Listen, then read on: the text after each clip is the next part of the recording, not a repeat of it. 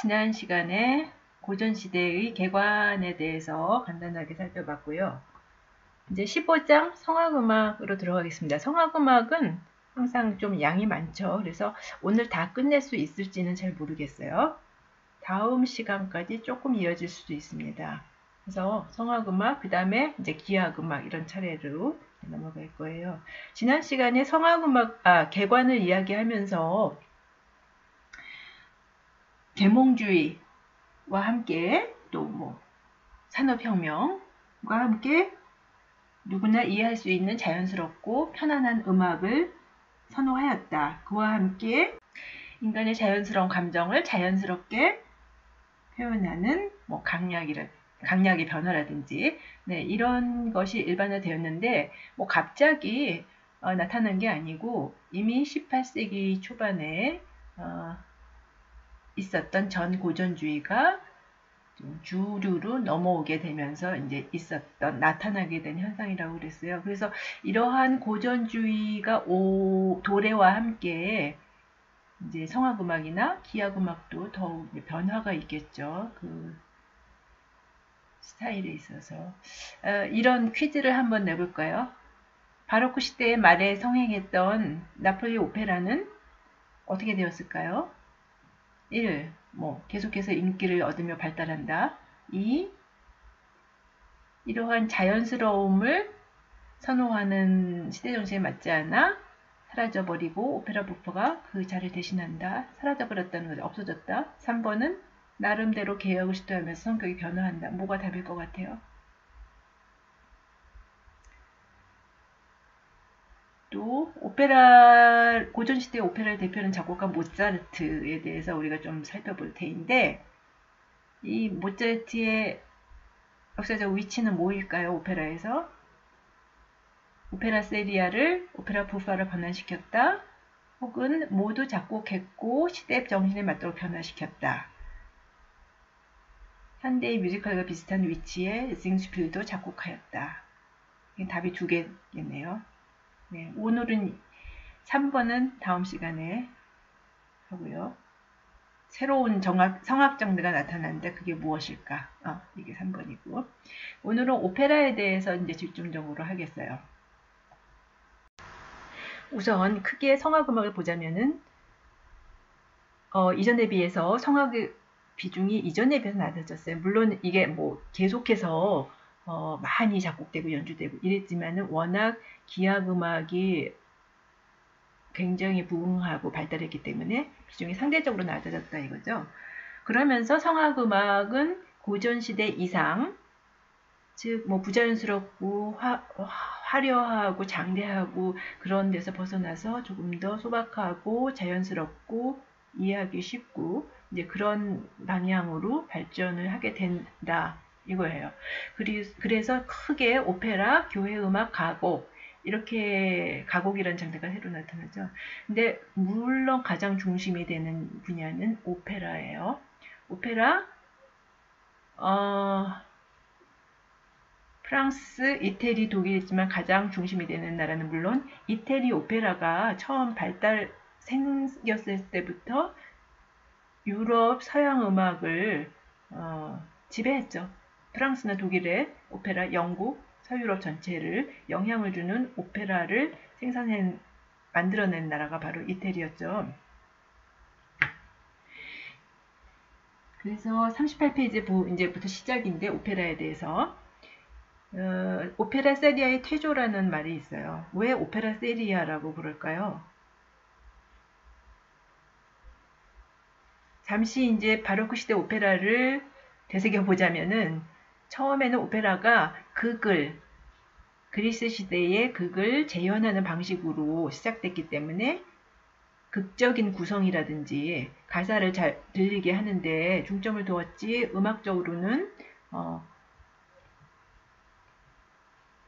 보자면 레시타티브와 아리아가 크게 구분되지는 않고 춤이라든지 합창이라든지 이런 다양한 요소들로 한 어떤 음악극 같은 그런 요소가 강했는데 점차적으로 베네치아나 나폴리를 거치면서 노래 요소가 강해졌죠. 노래 요소라는 것은 다카포 아리아와 같이 ABA로 반복되면서 노래 부르는 사람의 기교를 과시하는데 중점을 두는, 그리고 뭐 목소리에 관심을 두는, 그런데 좀 더 관심을 두게 되면서 레지타티브는 상대적으로 소홀하게 처리하는, 단지 이야기를 끌고 가는 그런 역할만 하는, 그래서 이렇게 분리가 되게 되죠.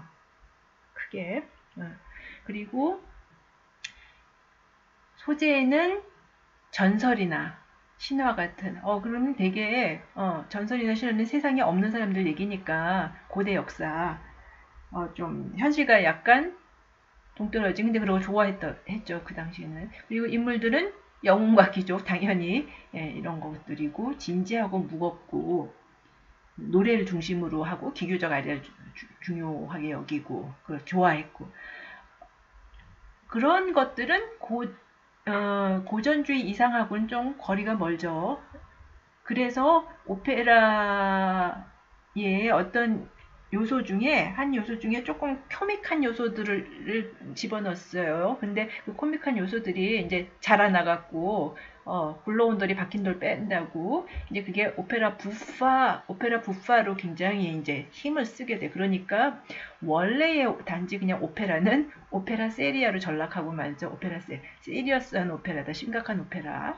이건 유쾌한 오페라. 그래서 둘이 이제 어깨를 나란히 하는 정도가 된 거예요. 오페라 부파가 힘이 세지니까. 그러니까 고전주의 시대 때는 이러한 그 심각한 오페라가 당연히 좀 사람들의 취향에 안 맞으니까 어떻게 되겠어요? 퇴조하죠. 많이 안 좋아하게 되니까, 많이 상연이 안 되게 되니까 사람들은 이걸 버렸느냐 하면 그건 아니죠. 유구한 역사를 갖고 있는데, 그래서 뭔가 좀 개혁을 해야겠다, 뭔가 바꿔야겠다 라고 생각을 하는 거죠. 그런 움직임이 일어나고 있었는데, 그러한 움직임을 단적으로 잘 보여주는 사람이 바로 글룩입니다. 글룩. 프랑스에서 활동을 했어요. 이 사람은. 요새 보니까 글룩의 오페라 개혁은 오페라 세리아의 음악적 단점을 극복하려는 시도들이 종합판에 가깝다라고 이야기하고 있어요. 그러니까 글룩이 어떻게 오페라를 썼느냐를 보면은 오페라 개혁을 어떤 방향으로 가져갔는지를 우리가 짐작할 수 있겠죠. 어떻게 변화시키냐? 기본적으로는 고전시대 이상을 반영하는 자연스러운 방향으로 좀 변화시키자. 그러면서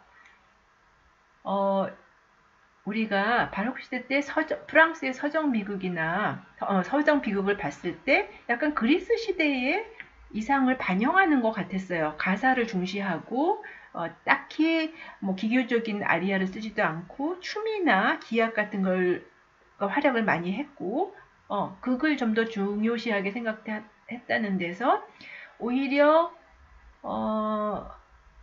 오페라 초심과 비슷한데 그 영향을 좀 우리도 받아들이자. 우리가 이태리의 나폴리 오페라와 전혀 다른데 이거 좋은 점이 있다. 그 다음에 오페라 부파는 좀 더 유쾌하고,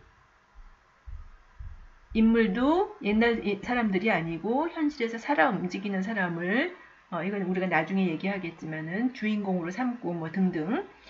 그래서 서정 비극가 당시에 좀 더 그 대세에 있던 그 오페라 영향을 받아들이자. 그래서 오페라 세리아의 단점을 개선하자. 이건 상당히 이런 거는 좋은 방향의 개혁이라고 볼 수가 있어요. 그러니까 무조건 나쁜 것은 버리자가 아니고 역사를 유지하면서 현대 취향에 맞도록 변화를 이루자. 네, 그런 거죠. 글룩의 오페라에서 그런 걸 볼 수가 있어요. 39페이지 글룩의 오페라 세리아의 개혁은 극적 줄거리의 강화라 그랬어요. 한마디로. 이거 항상 얘기하죠. 극과 음악에서 극적 줄거리의, 그러니까 강화. 음악에 너무 치중하지 말고. 이것만 생각하면 나머지들은, 요소들은 따라오죠.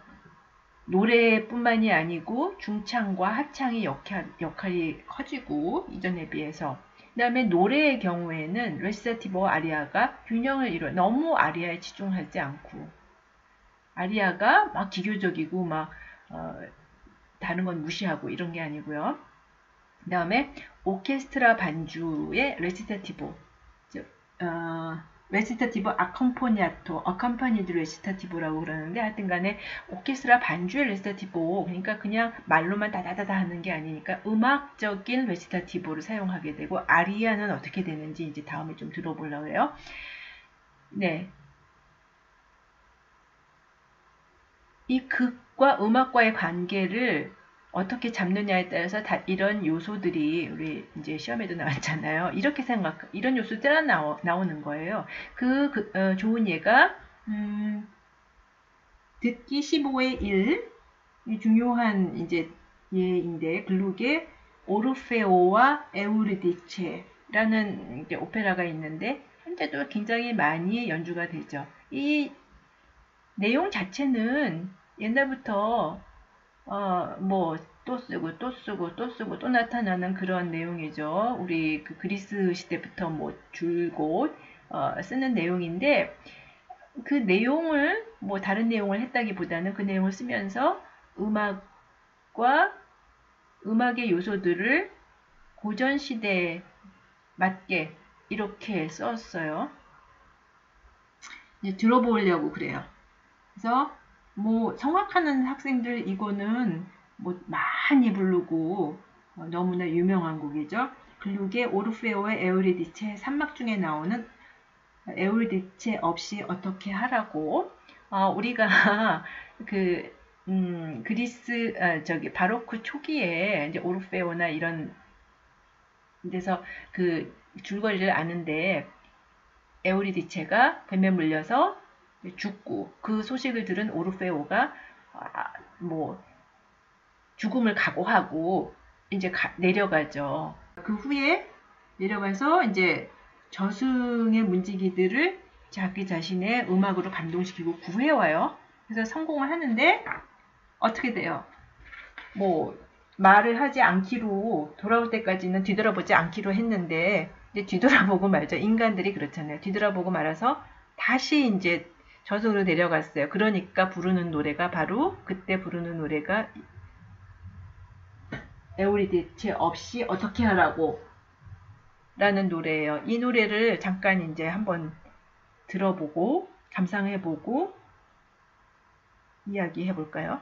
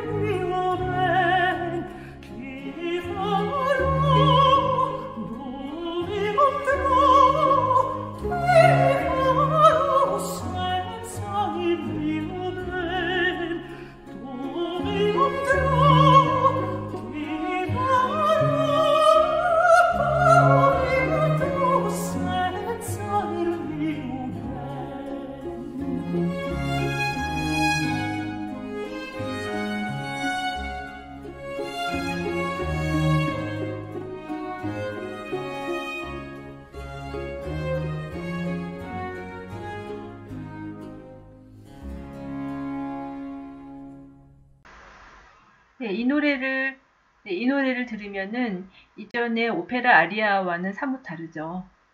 오페라 아리아 하면은 굉장히 화려하고 막 기교를 과시하고 그러는 것 같은데 비교적 단순한 그런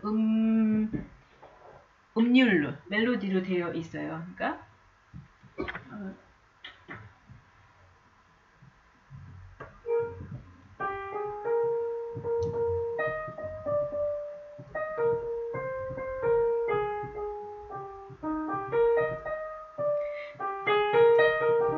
이렇게 화음을 오르내리는 이러한 선율. 그리고 무엇보다도 반주 선율을 보면 이거는 이제 오케스트라를 갖다가 피아노로 편곡해 놓은 거기 때문에 딱 정확하다고는 할 수 없지만은 우리가 들어본 결과에 의하면은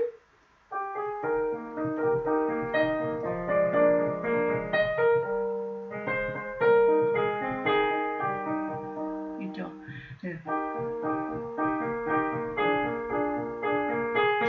이렇게 그러니까 알베르트 베이스라고 이야기했었죠. 같은 화음 안에서 분산 화음을 이렇게 가는 그러니까 단순한 화음, 그러니까 바로크 초기에 모노디 양식과 다른 점은 둘 다 호모포닉하다, 화성적이다라고 얘기할 수 있지만은 좀 더 화성 진행이 단순하다라고 볼 수가 있어요. 예. 그러니까 이걸 다 적어놨고요. 또 작곡자가 이런 걸 얘기할 수가 있어요. 그래서 화려한 꾸밈이 없는 오페라 세리아의 선율은 화려한 꾸밈이 없는 매우 절제된 방식으로 자신의 감정을 간절하게 드러내요. 뭐 막 불협화음 막 이런 거 안 쓰고요. 그래서 편안한 선율. 그리고 자연스러운 선율 속에서 강한 느낌을 담아 전하는 방식이 오페라 개혁의 단편을 엿볼 수 있게 한다. 네. 이러한 짜임새, 화성적이고 자연스럽고 편안한 음정과 반주 음형. 그러면서도 그 속에서 깊은 감정을 노래하는 그런 것이 고전주의적이다라고 이야기할 수 있다는 거죠. 네. 이 곡을 들었고요. 그러면은 이러한 오페라 개혁은 상당히 성공을 했다고 볼 수가 있는데 지금 현재까지도 우리가 음악사에서 배우니까 그러나 당시에는 그다지 성공적은 아니었어요. 그 글록은 오히려 후세의 모차르트에 의해서 이제 이러한 새로운 경향과 그 다음에 모차르트 특유의 청중 친화적인 이런 특색이 결합되어서 그 모차르트의 오페라 세리아에 의해서 계승이 됩니다. 그러니까 중요한 거는 글록의 오페라 개혁이 오페라 세리아를 던져버리고가 아니고요. 전통은 유지하되 현대 청중의 취향에 맞도록 요소들을 좀 개혁하자. 원래 초심으로 돌아가자라고 이야기할 수도 있겠죠. 네, 그래서 그러한 것은 모차르트에 의해서 계승이 된다라고 보면 됩니다.